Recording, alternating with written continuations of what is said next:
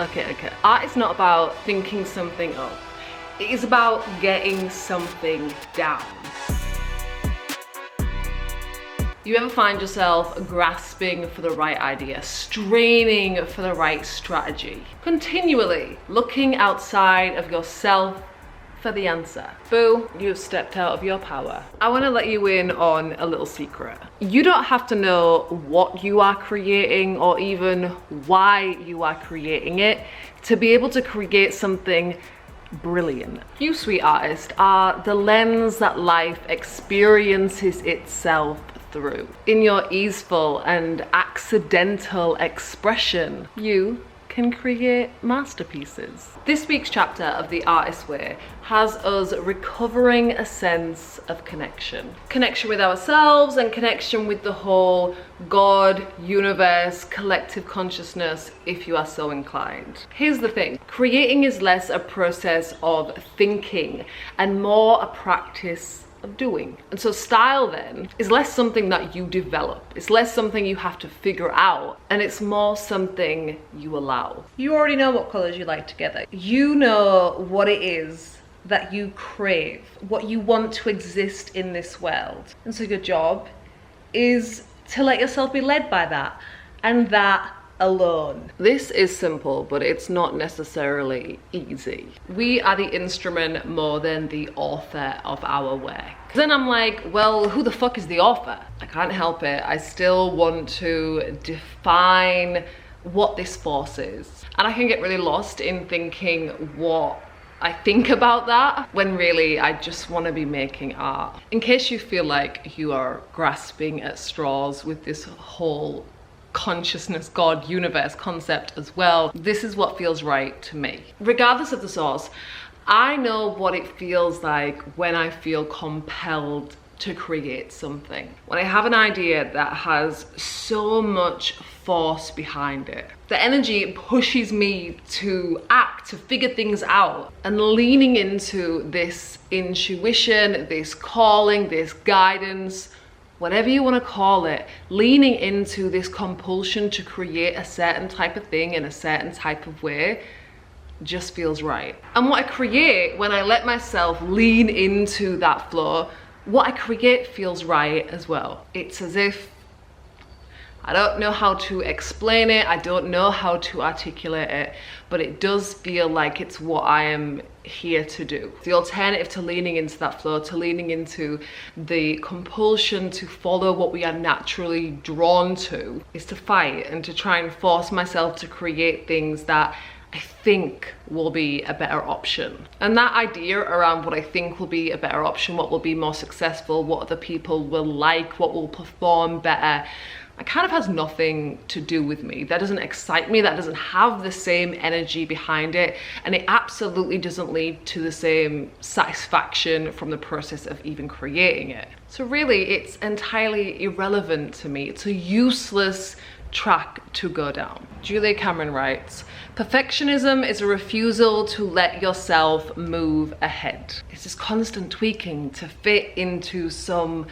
imaginary ideal that you don't even want, probably. It's an obsessive loop that leads nowhere. The perfectionist writes, paints, creates with one eye on her audience. Instead of enjoying the process, the perfectionist is constantly grading the results. Remember, creating is the practice of doing. Decide to do more. Decide that you will finish more pieces. You might not think that they're perfect. You might want to tweak them endlessly, but, and hear me out here, you can just as easily decide to press publish, to decide that you're finished working on that thing.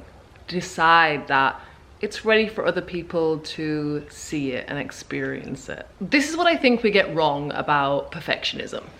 We think that the cure to perfectionism is achieving perfection. You tell yourself, when I'm better, then I will share. When the project is just right, that is when I will tell people about it. Baby cakes.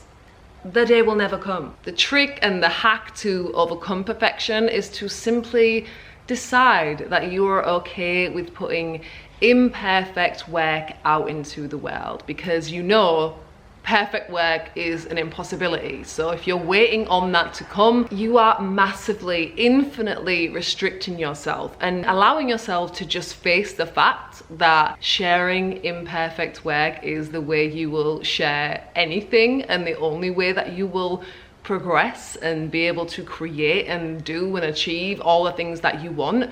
There is no other option to simply sharing imperfect work, to keep creating things, to keep sharing things and putting things out there, to just decide that you will do it before you feel ready, because you'll never feel ready. You'll never reach perfection, and that's okay, because that's pretty boring anyway. Artists create imperfect work because that is our expression. There is no way to do things perfectly when it's your handwriting and the specific way that you shape your letters and the very specific way that you do things.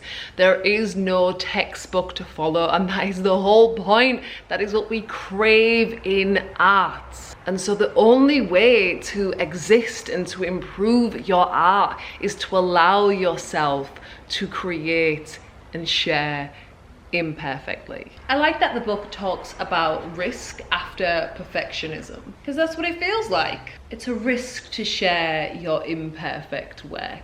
It's a risk that you put time and energy into something and it maybe won't work out the way that you envision it, the way that you want it to. It's a risk that you can share aspects of yourself and the things that you create, and it won't be received in exactly the way that you want it to, that you won't get the exact response that you want, or maybe in the time frame that you want it. It is a risk that you will share and people will misinterpret you. That's okay. Even when you find something that works, you must still take risks. And that is where art making feels the most satisfying anyway. You don't want to just churn out the same thing over and over again. You want to make art, and art is risk. There's a homework task that I really love this week, so I just have to share it with you. It's a mantra for you to adopt, for you to recite, for you to scribble in your sketchbook, whatever you want to do with it. This is it.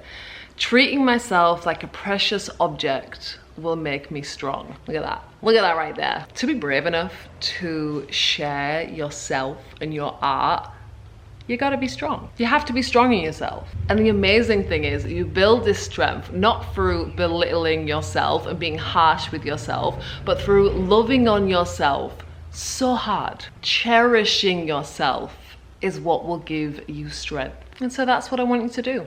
Cherish yourself. Treat yourself like a precious object. Lean more gently into taking the risks of creating yourself like you, being seen like you, and literally just expressing yourself as you. We're talking about strength next week, so you might as well get a head start. Leave me a comment telling me about the risk that you are taking, no matter how big or small. I want to cheer you on. I want to celebrate you stepping into your connection and expression of yourself. Thank you so much for watching. Bye. Yeah, let's see how you do under pressure. Yeah, I've been wanting this shit forever. I've been in the field with whatever they throw at me. Brush it off, pick myself up, moving on to the better. Hey, yeah, ain't no errors, baby, it's a new era. I wake up early, feeling rich like I'm Kesha. I get to the paper, boy. Extra, extra.